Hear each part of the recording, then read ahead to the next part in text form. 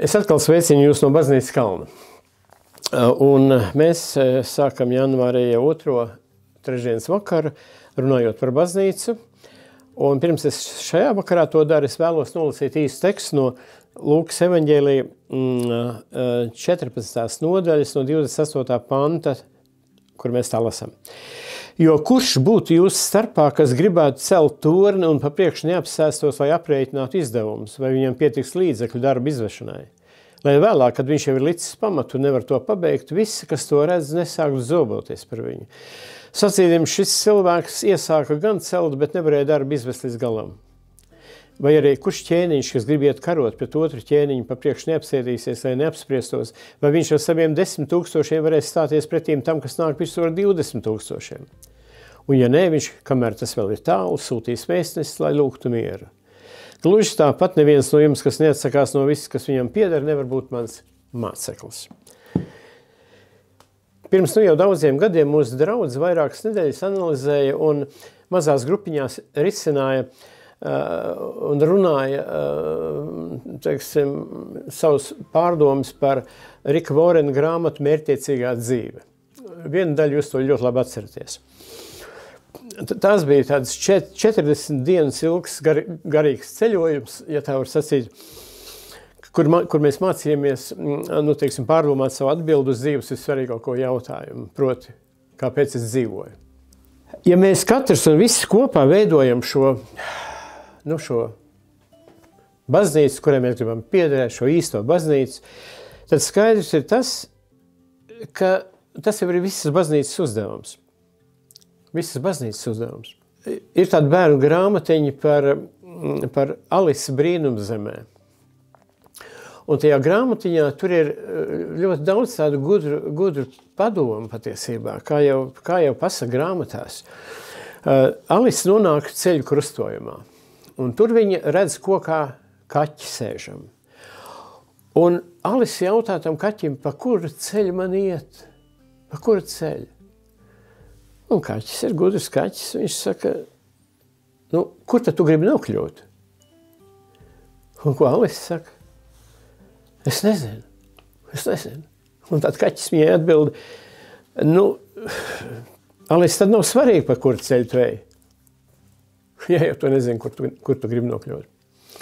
Liela patiesība, ne? Lai kur tu dodies, liela iespēja, ja tu nezini, kur tu ej, ir nonākt tur, kur tu patiešām negribi nokļūt. Tā taču ir. Un par to domājot, man rodas jautājums, vai tas nav tas pats, kas ir nepieciešams mums kā baznīcai? Uz kurien dodas baznīca? Vai tas ir tik pašsaprotami? Droši vien nevienmēr. Kāds gudrs cilvēks ir sacījis šādus vārdus. Paturi prātā galamērķi. Paturi prātā galamērķi. Ziniet, tas nozīmē sāc ar beigām. Un man ienāca prātā, ka tad, kad mēs domājam par baznīcas gadu, ja, mēs zinām, ko mēs saucam par baznīcas gadu, vai ne? Luteriskā baznīcā. Baznīcas gads, kas sākās ar pirmo adventu un beidzās ar mirušo piemiņas dienu, jeb mūžības svētdienu. Un, ziniet, tad var rasties cilvēkiem varbūt tāda sajūta, ka mēs ejam pa tādu kā apli. No aplī atkārtojot vienas un tās pašas neveiksmes gadu no gada. Un, ziniet, baznīcas dzīve tāda, kļūst par rutīnu. Un uz tādiem kristiešiem, uz mums no malas skatoties, daudziem šķitīs, es nezinu, vai man ir vērts pievienoties šai bezjēdzīgajā ceļā, ne? Vai Dievs vēlās, ka mēs piedzīvojam šādu dzīvi? Gadu no gada ejot tikai baznīcas notikumos, tā pa īstam neapjaušot, kur mums patiesībā ir jādodas. Mirie, ar to es gribu teikt, ka baznīcas gadam jau nav nekādas vainas. Taču mērķtiecīga baznīca ir tāda baznīca, kurai ir skaidri mērķi un uzdevumi, plāni un galu galā arī rezultāti, kādus viņi grib sasniegt.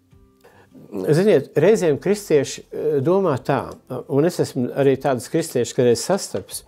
Viņi saka tā, ja mēs kaut ko plānosim un domāsim visu nosprauc pēc saviem mērķiem, vai tad tā nebūs tāda durvju aizvēršana Dievam, ka mēs tā kā, jau paši zinām, ko mēs gribam darīt? Bībelē taču rakstīts, ka cilvēks domā un Dievs dara. Tā taču viss var kļūt pasaulīgs, vai ne? Vai tad tā mēs varam plānot kaut ko? Vai tad baznīca tad īstenībā kļūst kāds Dieva instruments? Bet tad es paraugos uz šiem pašiem kristiešiem, kas tā saka, ja? Kad es paraugos uz šādu kristiešu personīgām dzīvēm, viņu darbu vietā vai biznesā, tad jāsaka, ka viņi gan nepaļaujas uz šādu bezmērķīgu varbūtību. Kā būs, tā būs. Kā Dievs gribēs, tā būs. Ja? Kur Dievs man vadīs, tur lai vada. Nē, tur viņi tā nedomā. Mīļie, plānošana jau nemaz nav viegls darbs. Bet tad, kad mēs piedzīvojam kādas grūtības, rodas, ka mēs dzīvojam un strādājam bez plānošanas, tad kļūst skaidrs, ka mēs izšķirsimies par plānošanu, mazliet par savas dzīves plānošanu. Un tādēļ jau arī Jēzus, es mums nolasīju sākumā to tekstu, tādēļ jau arī Jēzus rādot viņa sakotāju dzīvi, runā par šo savādo salīdzinājumu, ne? Kurš būtu jūsu starpā, kas gribētu celt torni, pa priekšu neapsēstos. Un neizrēķināt, un nepadomāt. Ja? Jā, varbūt pirmajā brīdī šie Jēzus vārdi rada tādu neizpratni. Ko tad tas nozīmē? Kas tad tādu atsacīšanos no visa? Vai te kāds nesāk, jo beigas bija tādas, ja gluži tāpat neviens no jums, kas neatsakās no visa, kas viņam ir, nevar būt nes māceklis. Tā beidzās tas Jēzus sacītais. Un tad liekas, kas tad tas? Tad man jāatsakās no visa? Vai tik tad te nesāk kāds grābstīties gar manām kabatām, kad man naudas maku, man privāti īpašumu galā. Vai tik tai baznīcai un tiem, kas to baznīcu vada, nav kādi savtīgi nolūki? Mīļie, es gribu jūs nomierināt. Te neiet runa par Dievu, ka Dievs vēlās mums kaut ko atņemt. Noteikti nē. Dievs nav alkatīgs. Ka viņam kaut ko vajadzētu no tā, kas mums pieder. Un Bībelē par to ir daudzās vietās ļoti skaidri pasacīts, ka Dievu neapkalpo cilvēku rokas. It kā viņam kaut ko vajadzētu, viņš pats dod dzīvību un elpu un viss, ja, Apostoļu darbi 17.25. Par ko tad īsti te iet runa, kad mēs runājam par mētiecīgu baznīcu un par šo tekstu? Vēl varbūt es vienu ikdienišu tādu piemēru, lai būtu skaidrāks. Mums ir jādodas, teiksim, uz veikalu iepirkties. Ja mēs 10 minūtes pavadām, lai sastādītu to vajadzīgo pirkumu sarakstu, bet tad pēc tam mēs atsakamies iet uz veikalu? Protams, ka nē.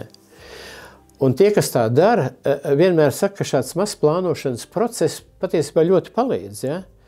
Palīdz iepirkšanos izdarīt gan lētāk, gan ātrāk. Ja?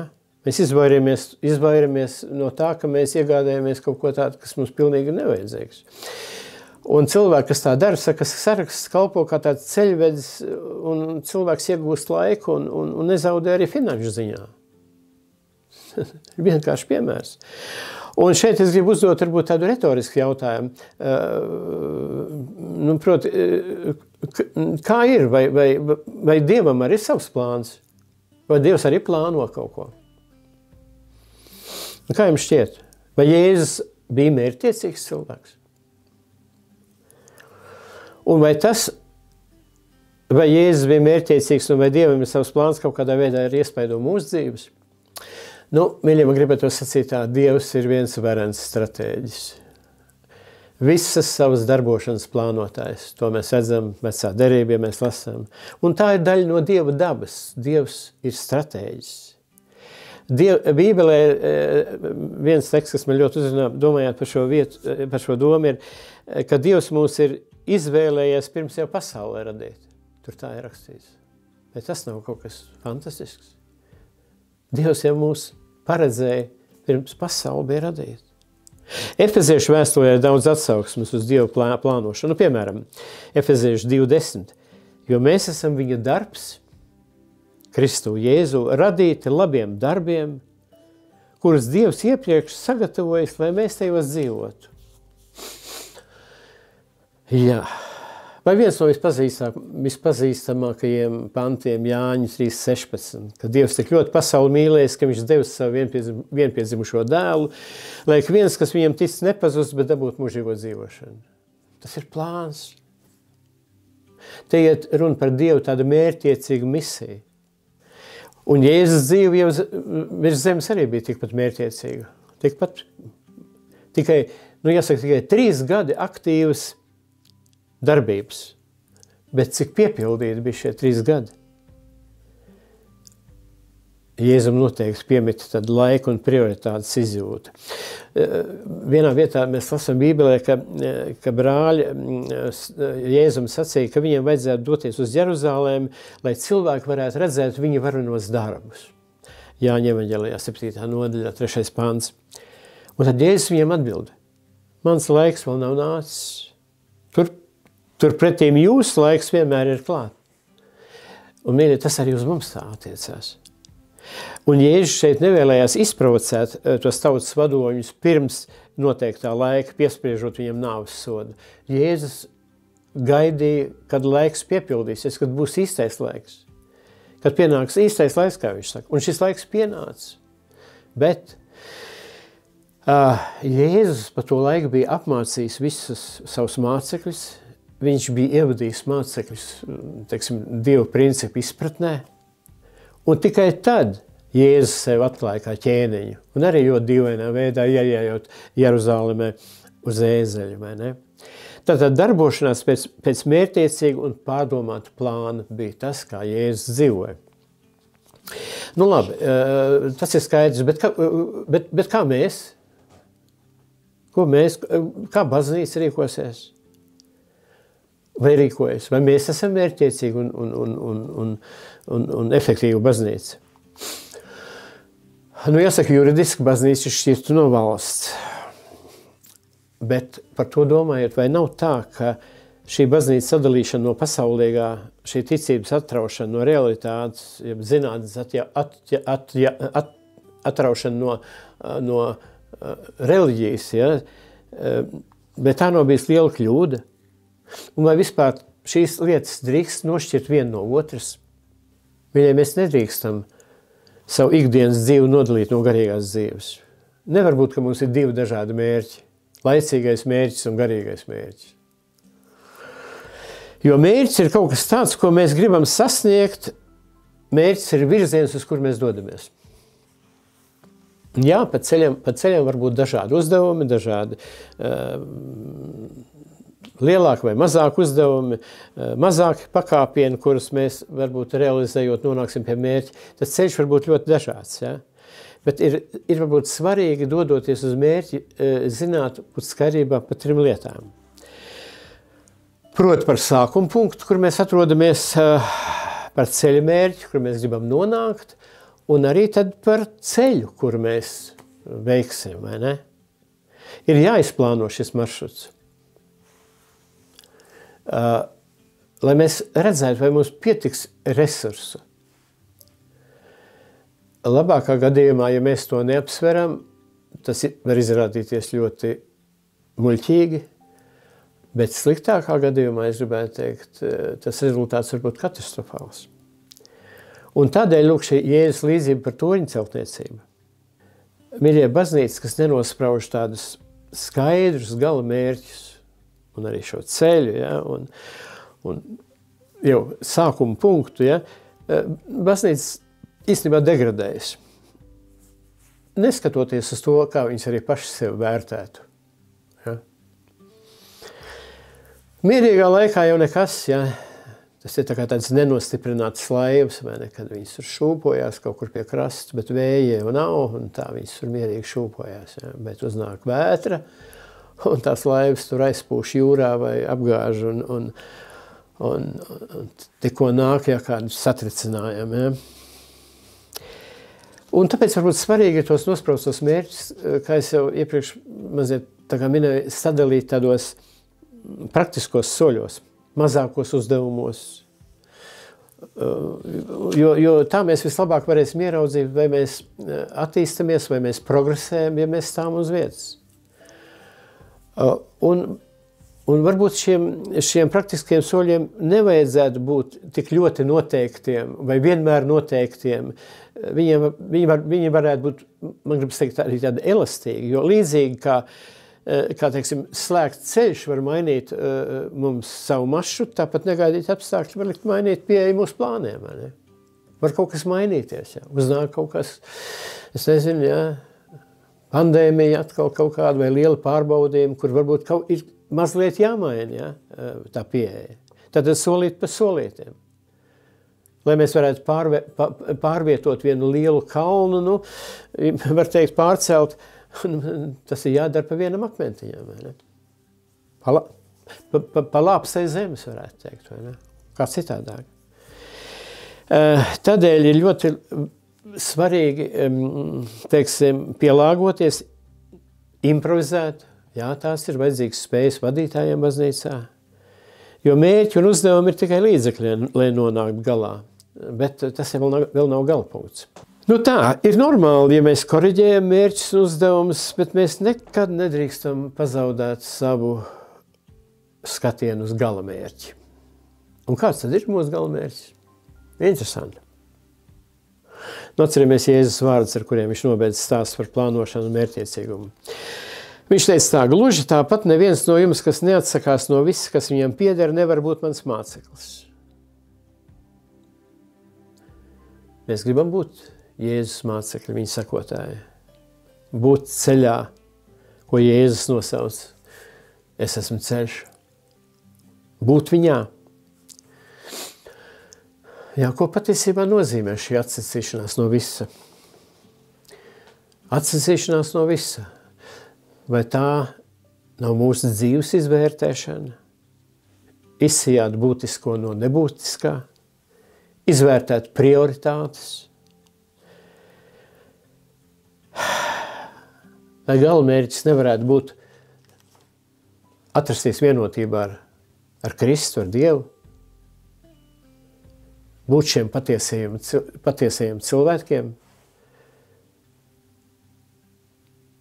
Tādiem, kādus Dievs vēlās mums redzēt, kā draugus, kā līdzstrādniekus, ja, kā dēlus un meitas, kā savus bērnus, kā mēs dažādi tiekam Bībelē aprakstīti. Kā varbūt ceļotājs pretīm tādai pasaulē, kurā nav naida, kurā nav, es nezinu, vietas ļaunumam un patmīlībai, pretīm tādai pasaulē, kurā valda miers, mīlestība. Ne nereālā pasaulē, ne ilūzijās, bet mīļie patiesībā. Un tad jautājums, vai mēs to vēlamies? Vai mēs varam izdarīt izvēli starp daudziem vai vairākiem dzīves mērķiem? Vai mēs īstenībā apjaušam, kas ir visnozīmīgākais? Vai mēs spējam ieraudzīt to, kā Dievs patiesībā novērtē mūs katru? Lai arī cilvēki mūs nenovērtētu, bet Dievs mūs novērtē. Nu, mīļai, varbūt, ka īstā uzvara sākas tur, kur mēs vismazāk esam domājuši. Vietā, kur esam nonākuši un kur mums viss jāsāk no jauna. Varbūt tur arī jāsāk, raugoties uz Jēzu. Nu, mīļai, tādai vajadzētu būt mērķtiecīgai baznīcai. Tādai baznīcai, kurai ir mērķis. Tādai, kas ved uz šo mērķi, tādai baznīcai, kas spēj būt godīga, cilvēkus mīloša un, protams, cilvēkiem atvērta baznīca. Un, mīļie, tas viss taču sākas ar katru no mums. Tādas pārdomas atkal šajā vakarā, kā parasti. Novēlu jums mierīgu vakaru un ar Dievu palīgu uzredzēšanos nākošajā trešdienā.